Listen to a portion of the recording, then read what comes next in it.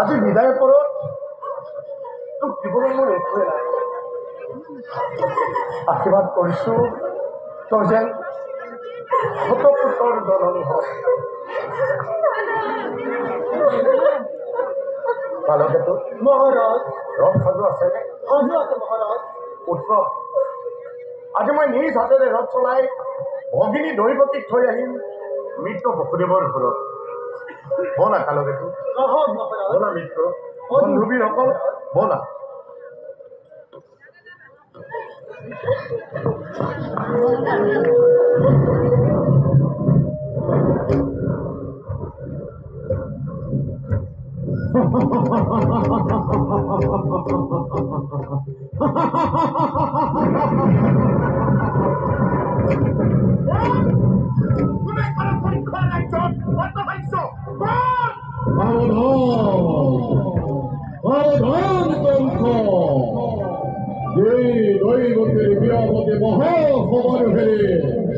আপন মহারাজী বর্ষকণ্ঠই সেনেহর ভগ্নীদের সেই দৈবকী গর্ভজাত অষ্টম পুত্রই সংহার করিবত নবলীলাক্রমে মরণর নিম্ন দুরন্ত ফুল সমু সাপিয়া হে দিনে দিনে তারে অধিয়া পূর্ব ঘোষণা তারে অধিয়া পূর্ব ঘোষণা তারে অধিয়া পূর্ব ঘোষণা।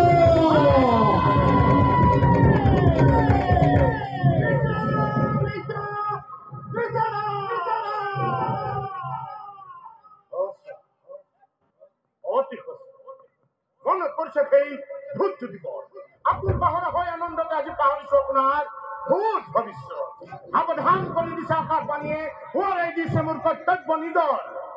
কালকেতো ঘূৰোৱা ঘূৰোৱা বিজুলী বেগেৰে কৃষ্ণ তৰোৱাল আনন্দত উন্মত্ত প্ৰজা চলাও লৰি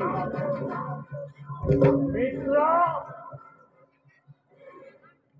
মৃত্যু মোৰ কোনো নাই। শত্ৰু সকলোৱে বধ কৰা যাকেই যতে পোৱা বলিয়া দতাল হাতী ধৰি আনি জোৰে জোৰে মেলি দিয়ে প্ৰজা সাগৰত।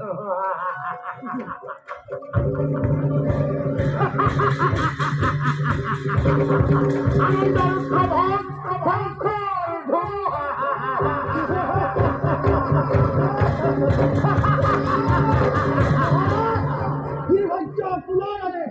এই জনগোষ্ঠীয়ে যি বিচাৰে তাকেই কৰে।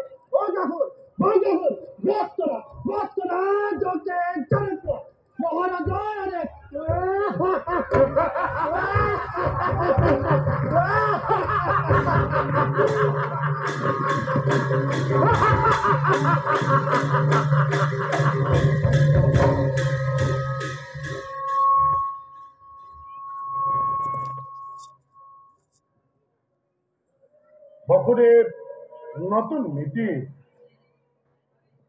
চেনেহৰ ভগিনী দৈৱকী শুনিলা নহয় দুইজনে কাণ পাতি যি মিলন বান্ধোনেৰে আজি বান্ধি দিলো তোমালোক দুইটিকে সিয়ে আজি স্পষ্টভাৱে কৰিছে ঘোষণা অচিৰতে সংসাৰ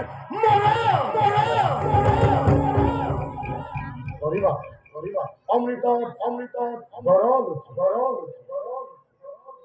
বেশ কথা বেশ কথা। কিন্তু কিন্তু বংশৰ নৰঞ্জন যিমান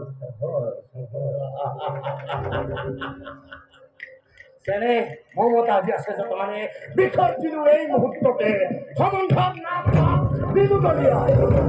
সৰ্বঘাতে দৈৱকী পৰিহিৰছে মুক্ত হব খোজা মোৰ মৃত্যুৰ দুৱাৰ মেনে ৰুদ্ধ কৰি চিৰদিন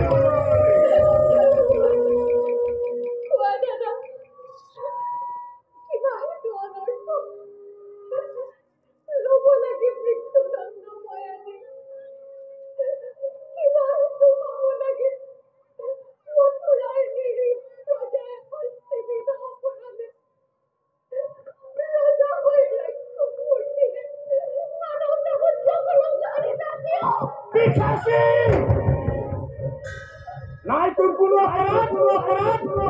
অপৰাধী নহয় কোনো মথুৰাৰ প্ৰজা যত মানে অপৰাধ এই কংসৰ বিপ্লৱ কোনে জানে কোনে কিবা অপৰাধ কবলৈ কিবা আছে মোৰ আৰু কলেই জানো শুনিবা ৰজা তুমি সৰ্বশক্তিমান সকলো কৰিব পাৰা নিজ ইচ্ছামতে সঁচা হওক মিছা হওক ন্যায় বা অন্যায় সবাৰে বিধান হব ইচ্ছাতে তোমাৰ আৰু সেই গৰ্বতে গৰ্বিত আজি তোমাৰ হীৰে সীমাত দি লংঘিছে হত্যা কৰি ভগিনীক নিজৰ মৰণ কৰি দিব খুজিছা পৰিহাস নালাগে কৰিব তোমাৰ কথাই সঁচা বিলম্ব নিলাই বিঘিনি ৰজা মই যেনে ইচ্ছা তেনে বিধান দৈৱকীক কৰিম সংহাৰ তাৰ পাছত চাম ভালদৰে কিদৰে দৈৱকীৰ গৰ্ভজাত অষ্টম সন্তানে এই কংসক কৰিব পাৰে নিধন সাধু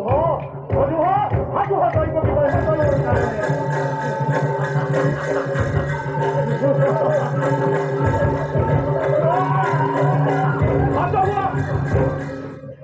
শান্ত হোৱা ৰাজন শান্ত হোৱা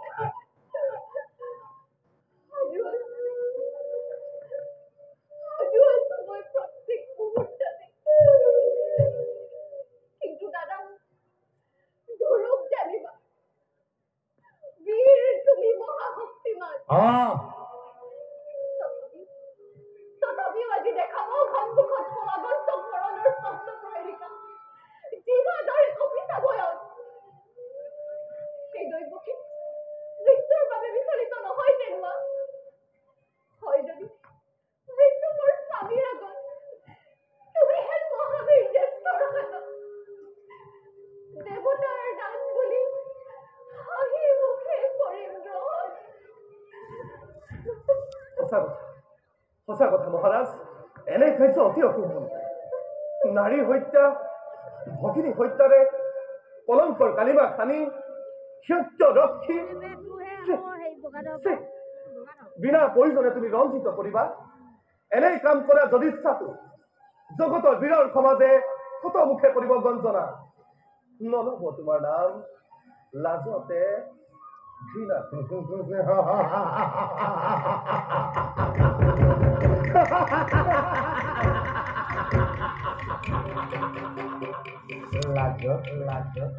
ঘৃণাত আৰু তাৰে ভয়ত হাত পুহি গাখীৰ খুৱাই এই মূৰ্খ কংস জগতত বীৰ বুলি হ'ব পৰিচিত বঢ়িয়া তোমাৰ যুক্তি হিতাকাংক্ষী মিত্ৰ মোৰ তুমি বসুদে তাৰো আছে এটা সহজ উপায় মহাৰাজ উপায় দৈৱকী জীয়াই থাকিব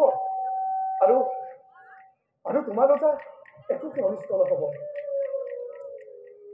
কৰজোৰে কৰিছো মিনতি দিয়া মোক দৈৱকীৰ প্ৰাণ ভিক্ষা দান বসুদেৱ তুমি কি নাজানা দৈৱকীৰ প্ৰাণ দান মানে কংসৰ মৰণ তাৰ পৰিৱৰ্তে মহাৰাজ দৈৱকীৰ গৰ্ভজাত প্ৰতিটো সন্তান যি মুহূৰ্ততে ভূমিষ্ঠ হব এটি কৰি আনি দিম তোমাৰ ফুলাত আৰু সিহঁতক হত্যা কৰি তুমি হবা সাৱধান নিজ ইচ্ছামতে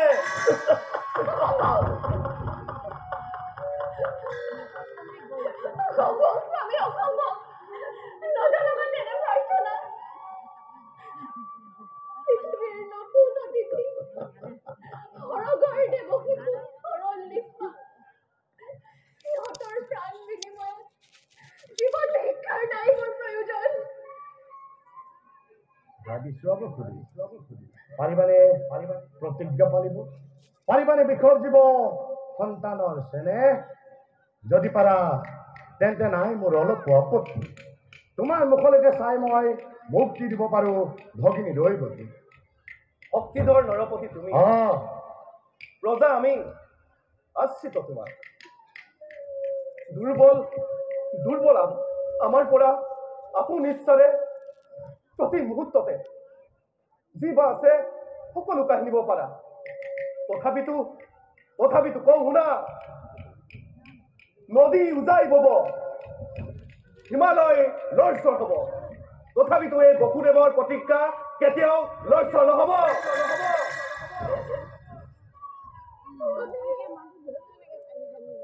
দেৱী, প্ৰতিশ্ৰুত মই।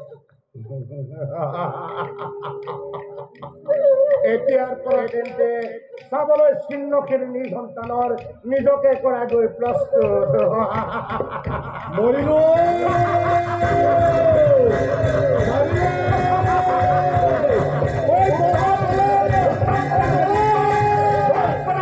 হত্যা কৰা, যাকে য'তে পোৱা গৰম তেলত দি আজি জগতে বুজো, জোৰে জোৰে পৰে বজাগৰৰ আনন্দৰ উৎসৱ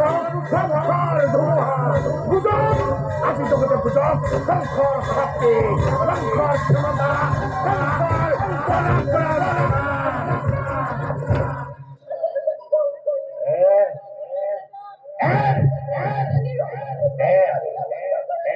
পিতাশ্ৰী ভৰি